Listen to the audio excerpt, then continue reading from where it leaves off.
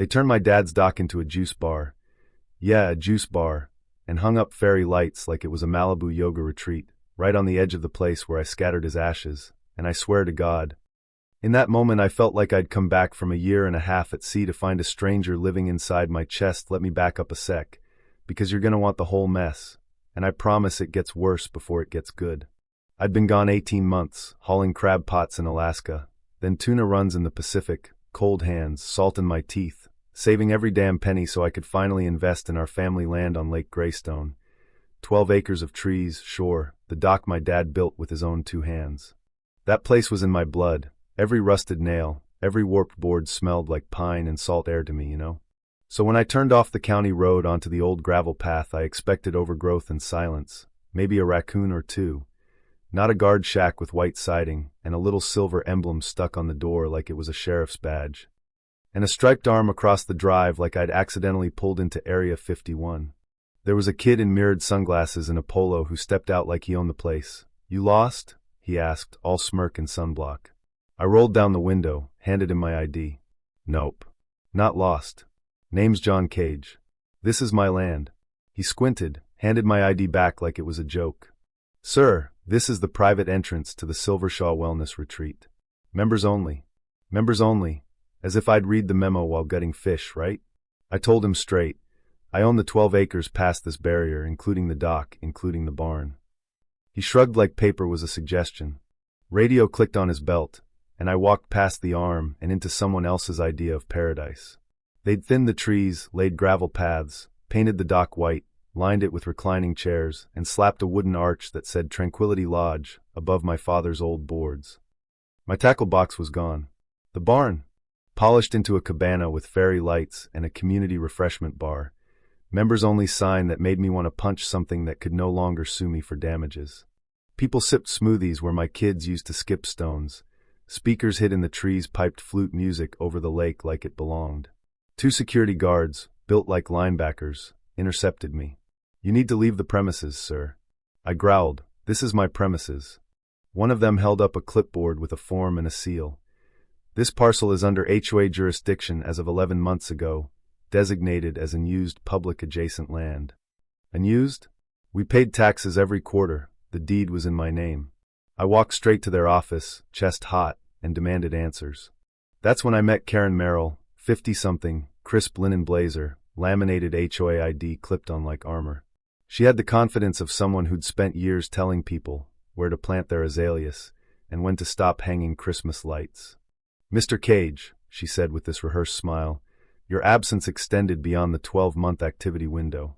She called legalism a cudgel.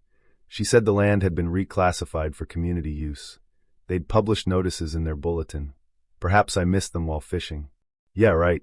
I didn't storm out in a Shakespearean tirade, mostly because I don't do Shakespeare, but I left with a cold clarity.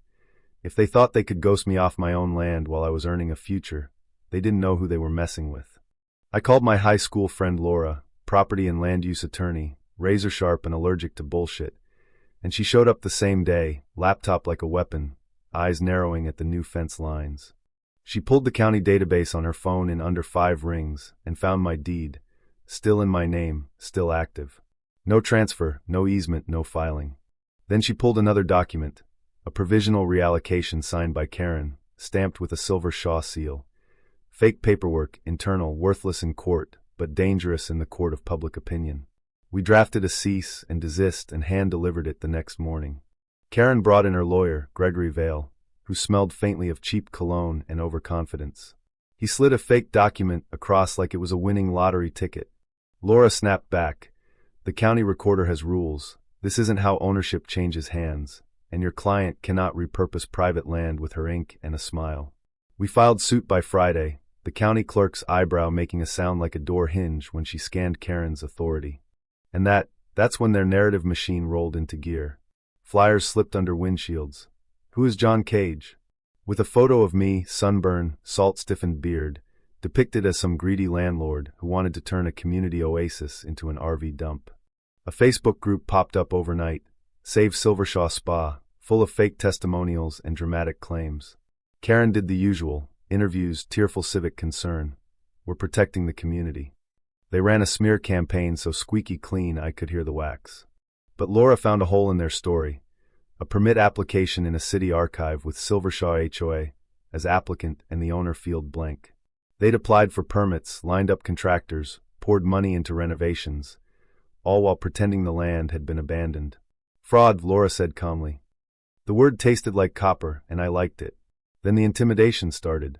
Trash piled across my access trail, beer bottles, rotten food, yard signs planted in the muck. Community zone, keep out. My mailbox was smashed flat.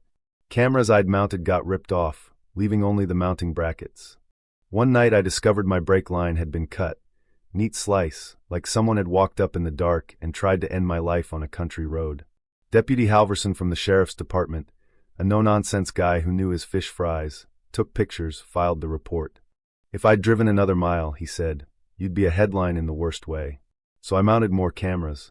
And not long after, the footage showed two figures sneaking toward my dock at 3 a.m, one with a crowbar, one with a red canister. Faces obscured, but not careful. One had a forearm tattoo that later matched a man associated with Karen. Warrant issued, searches executed, and a name surfaced, Stephen Merrill, Karen's nephew.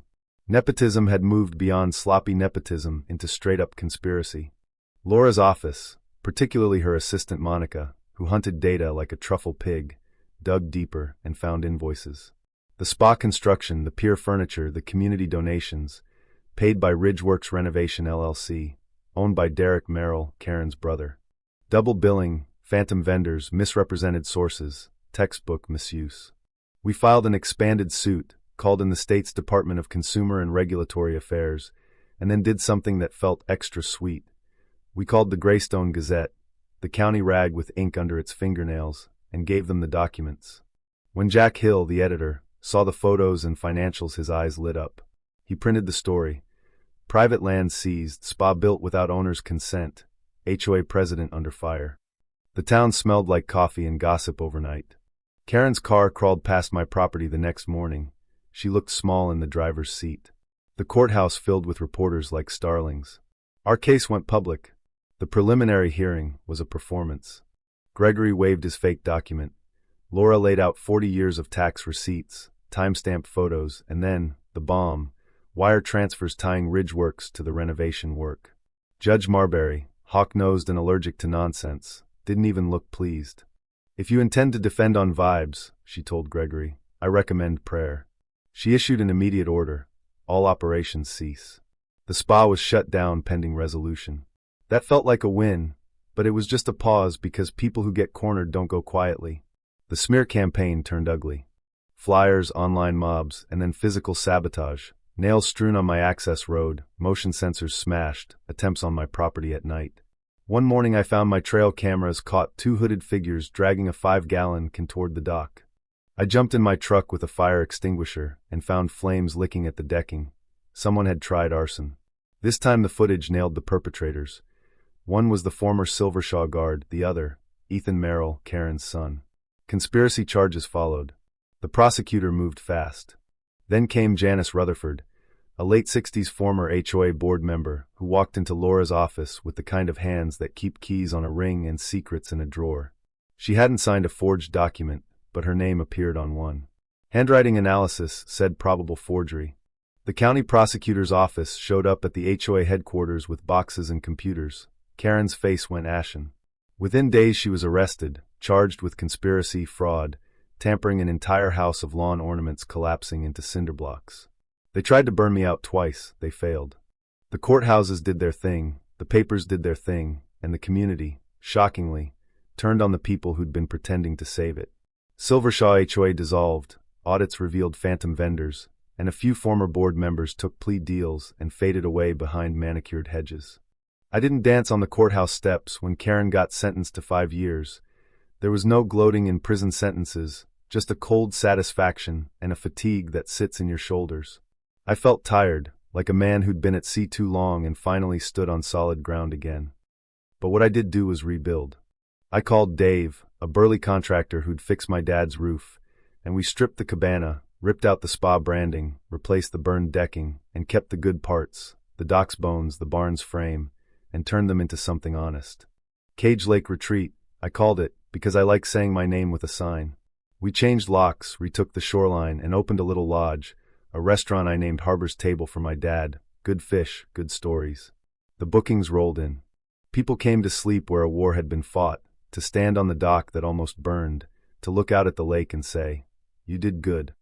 Letters arrived from folks who'd been strangled by HOA rules, from people who'd been fined for tomato cages and porch lights, from those who'd felt their rights flattened by committees and suits. That was the part that mattered, not the courtroom drama, but the fact that other people saw it and felt less alone. The arson burned one cabin down, and we rebuilt it stronger. The attempted sabotages kept coming, so I hired a quiet ex-cop named Ree to watch the place. I installed better cameras, a real alarm system, and kept the records like talismans. In court, Karen pleaded guilty, conspiracy to commit arson, fraud, forgery, and the sentence stuck. Silvershaw dissolved. I finished the restaurant. I married Emily, the ER nurse who helped stitch me up after the first fire. Yeah, I told you there was a love interest like life wasn't dramatic enough, and we put a simple wooden plaque by the gate, Cage Lake, private land. No HOA. Standing on that dock after it was all said and done, watching the moon rip a silver path across the water, I felt a kind of calm I'd never expected. Tired, sure, but rooted, like an anchor finally set. People called me a local legend, others said I got lucky. The truth's simpler and uglier. They tried to take what wasn't theirs, and I made sure they paid for every inch of it in court and shame. We reclaimed our land, rebuilt our lives, and turned greed into a story people tell their kids. So what do you think? Was I right to drag them through the legal mud, to make the fight so public? Or should you just walk away when the big, polished people come for your land and your life? Tell me your stories about HOA horror or standing up for what's yours. I want to hear the messy, the brave, the stupid, and the beautiful. Drop a comment.